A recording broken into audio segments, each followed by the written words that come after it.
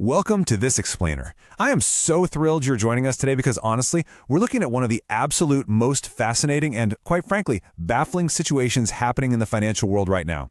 We're going to completely unpack this recent shocking drop in gold prices. We'll examine the technical and fundamental forces that are just tearing the market down at the moment, and then we're going to pivot and look at the highly surprising, heavily bullish projections that major institutions are mapping out for its future.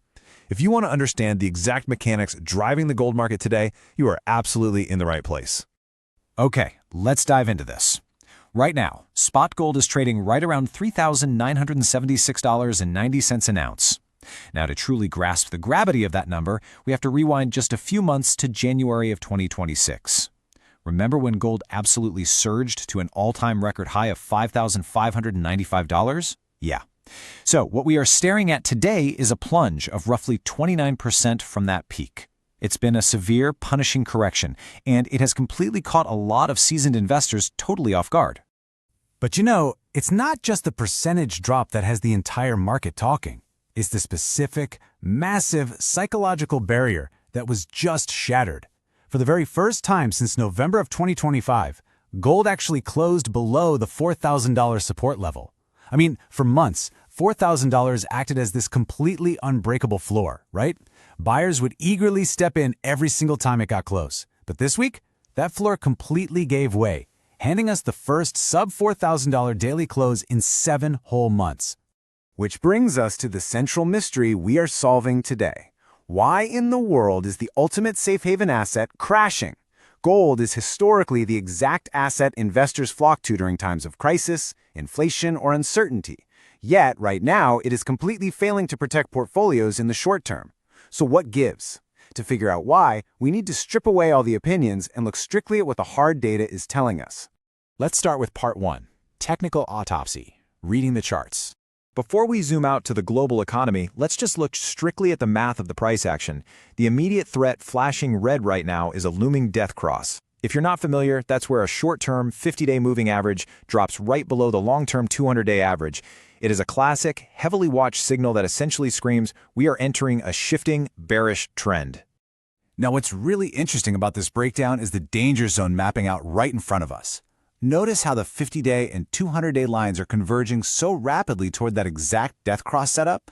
We can clearly see intense overhead supply just cascading down from a descending channel.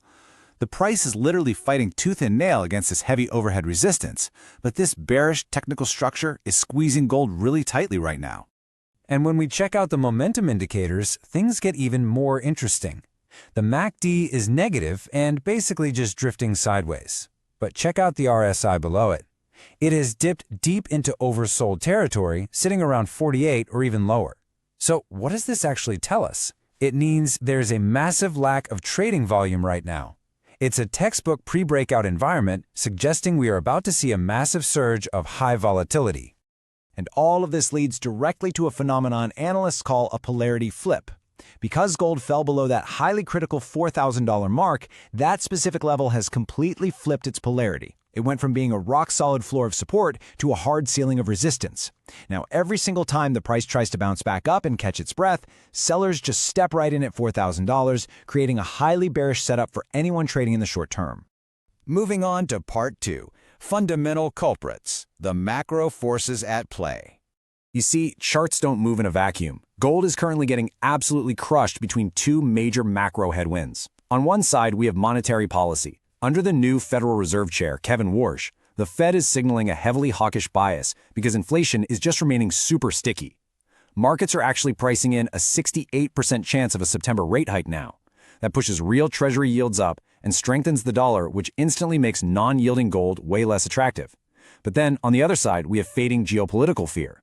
The U.S.-Iran Peace Memorandum of Understanding over in Switzerland has rapidly cooled oil prices and basically drained the war premium right out of the market.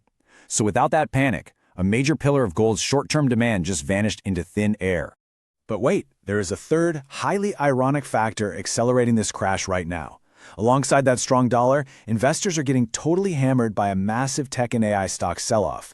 And here's the crazy part. To cover those margin calls, they are being forced to liquidate their gold bullion to raise cash.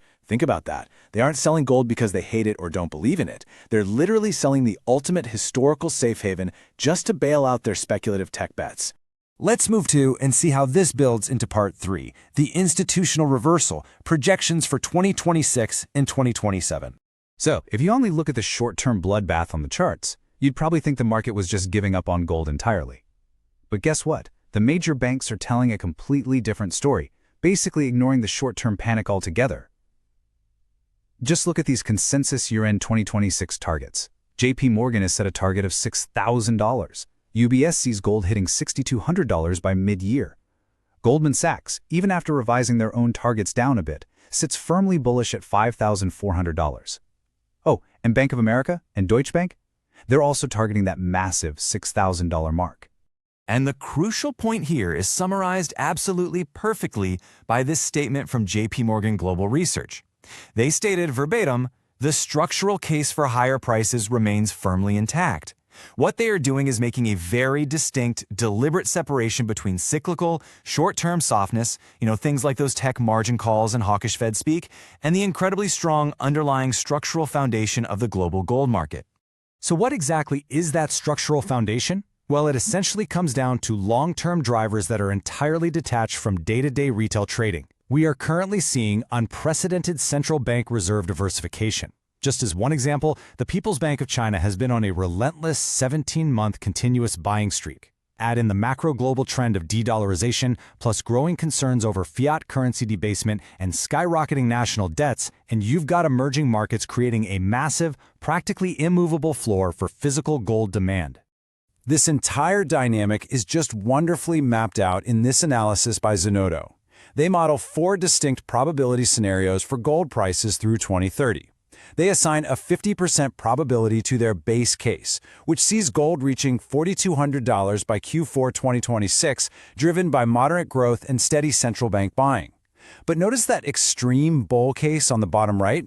It's a 10% probability scenario where systemic monetary stress and a severe loss of confidence in fiat currency could actually send prices soaring toward $8,000, or maybe even an unbelievable $15,000 by 2030. No way, right? But the math is right there. And this brilliantly illustrates how it all comes together mathematically. When Zenodo calculates a probability-weighted projection, so they're combining the bears, the bulls, and those base cases into one number, they arrive at a solid target of $4,620 per ounce by late 2026. That represents an approximate 25% upside from our current sub-$4,000 levels. It shows that strictly by the numbers, the long-term upward pressure massively outweighs the short-term downward technicals. Finally, let's wrap this up with part 4. Conclusion: navigating the golden crossroads. We truly find ourselves at a golden crossroads today. On one hand, you have a brutal short-term technical setup fueled by margin call liquidations. On the other hand, you have the world's central banks quietly buying physical gold at an absolute record pace, setting a massive structural floor underneath the entire market. Which leaves us with this final critical thought. As these two massive opposing forces collide, is this dramatic drop below $4,000 a blaring warning sign to stay far away? Or is it actually a generational buying opportunity completely masked by short-term panic? The data is all on the table. How you interpret it for your own strategy is completely up to you. Thank you so much for joining me to unpack this explainer today. Stay curious, and I'll see you next time.